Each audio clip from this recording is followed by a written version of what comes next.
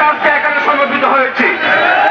আমরা আজকে সরকারকে জানিয়ে দিতে চাই, আল্লামা রইসুদ্দিন রহমতুল্লাহ আলাইহির বিচার যতদিন পর্যন্ত এই বাংলার জমিনে না হবে, ততদিন পর্যন্ত আপামর সুন্নি জনতা রাজপথে থাকবে।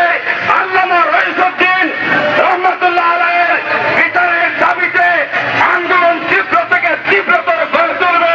এই আশা ব্যক্ত রেখে অতিবিলম্বে রইসুদ্দিনের হত্যাকাণ্ডের মূল হোতাদেরকে চিহ্নিত করে বিচারের আওতায় এনে তাদেরকে শাস্তি নিশ্চিত করতে হবে।